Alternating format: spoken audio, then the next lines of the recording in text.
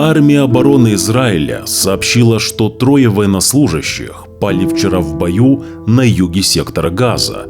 Их семьи уже получили уведомления.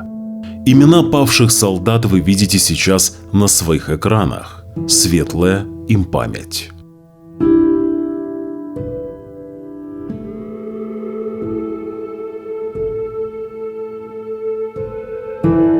Также военные сообщили, что в бою, в котором пали солдаты, были ранены 2 солдат 630-го батальона. Ты слушаешь Радио Нария.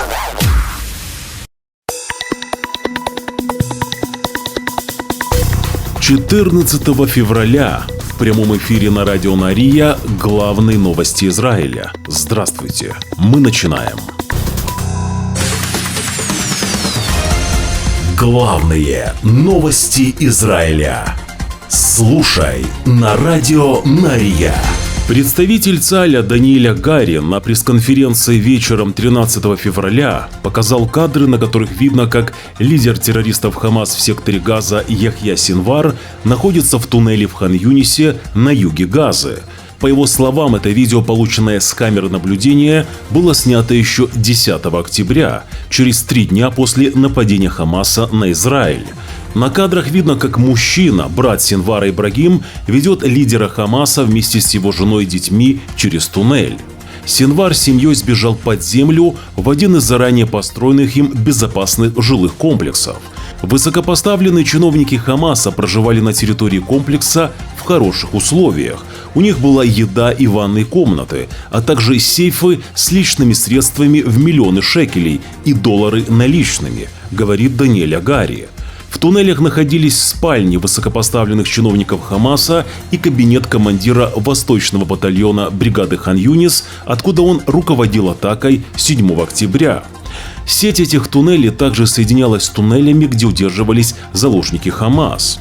Охота на Синвара не прекратится, пока мы не поймаем его живого или мертвого, говорит Агари. ЦАЛЬ близок к ликвидации военной структуры Хамас в Хан-Юнисе. Мы продолжаем ловить террористов и допрашивать их. Самое важное для нас в разведке – это информация о заложниках, чтобы принимать решения и готовить такие операции, как спасательная операция, которую мы провели ранее.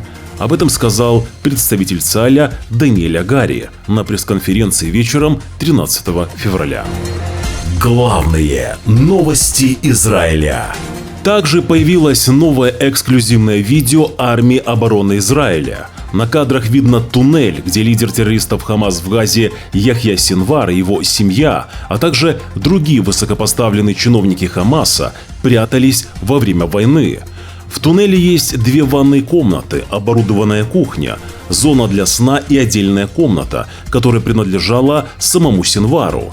В ней же солдаты армии обороны Израиля нашли сейф с миллионами шекелей, а также долларами наличными.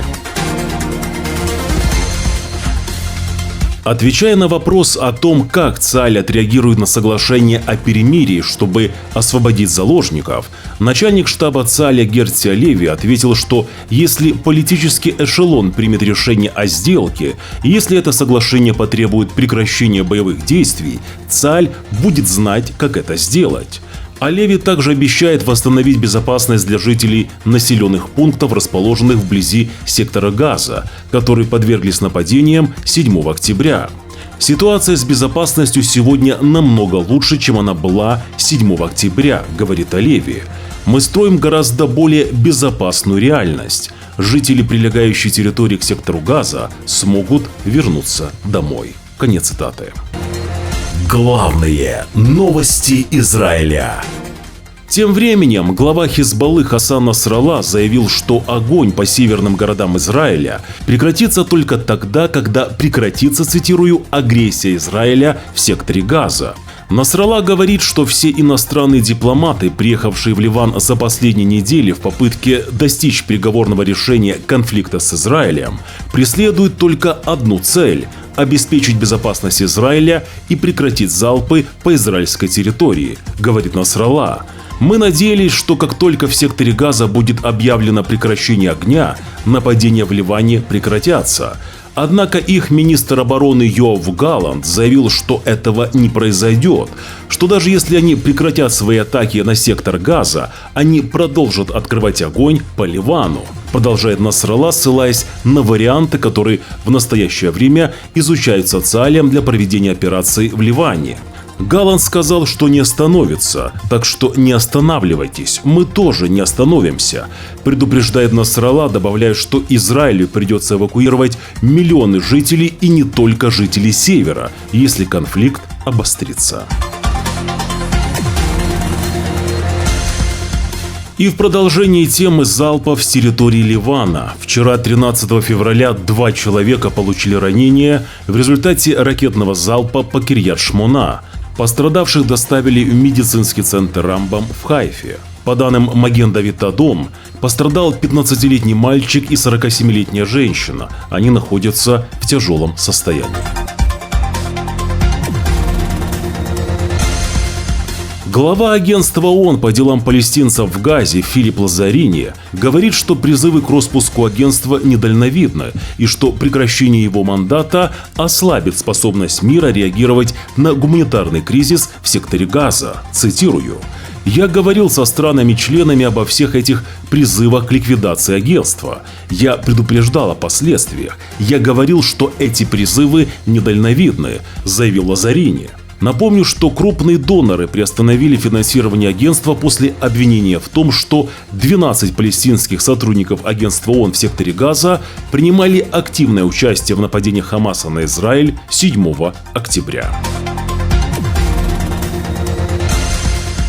Южная Африка вновь обращается в Международный суд с просьбой рассмотреть вопрос о том, чтобы обязать Израиль воздержаться от нападения на город Рафиах в секторе Газа.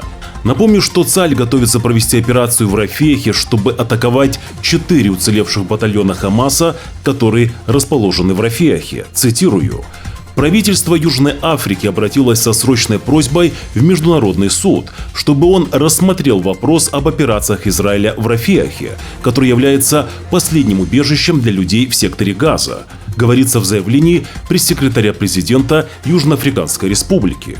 Напомню, что после первого обращения Южной Африки в Международный суд по обвинению в геноциде, суд в Гааге в январе издал временное постановление, предписывающее Израилю облегчить гуманитарную ситуацию в секторе Газа и наказать любого, кто подстрекает к геноциду. Главные новости Израиля. Министр иностранных дел Германии Анна-Лена Бербок говорит, что она очень обеспокоена заявлением Израиля о том, что он планирует крупное военное наступление в Рафиахе. Цитирую: «Меня особенно беспокоит объявление израильского правительства о крупной наземной военной операции в городе Рафиах. Конечно, совершенно очевидно, что в Рафиахе существует невероятно большая сеть террористов Хамас», говорит Бербок, добавляя, что Израиль имеет право защищать себя от терроризма.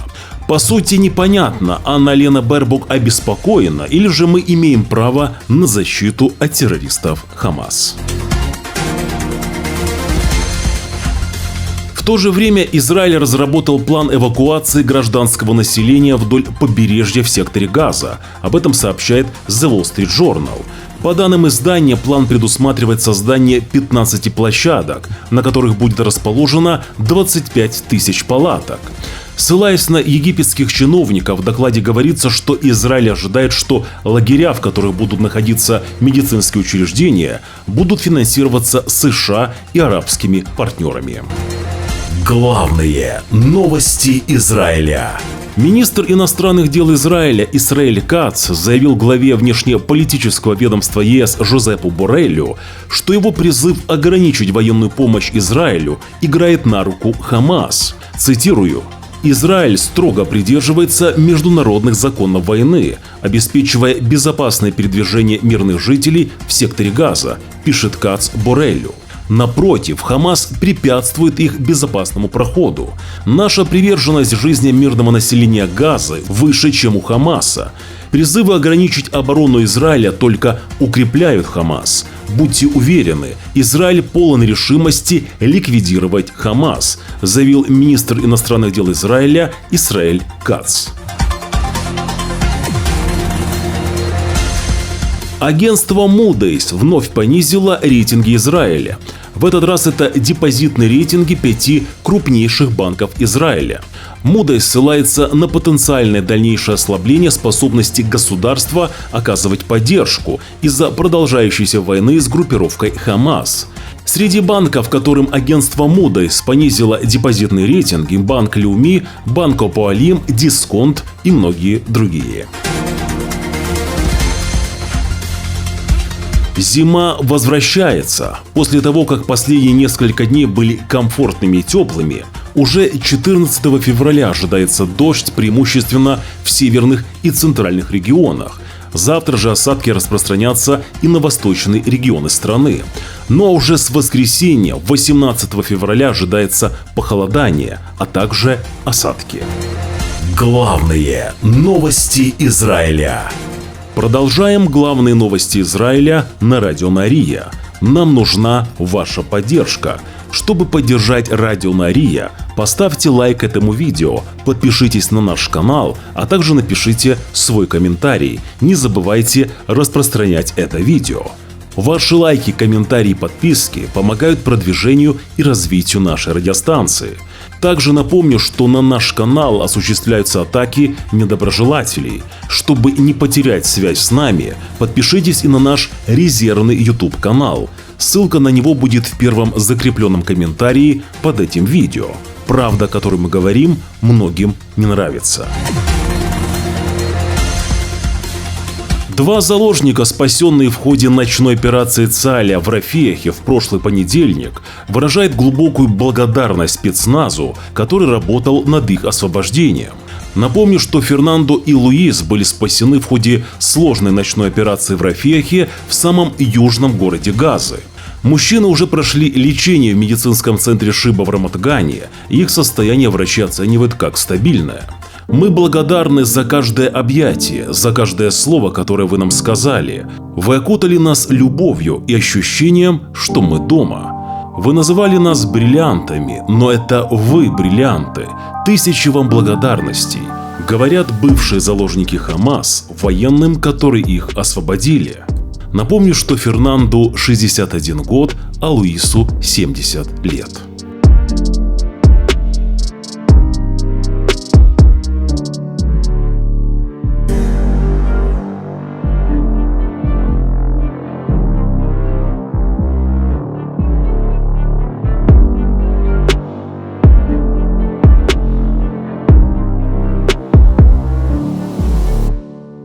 Это были главные новости Израиля. Спасибо, что слушали и смотрели нас. Уже завтра в 6 часов утра по Иерусалиму мы снова с вами в прямом эфире.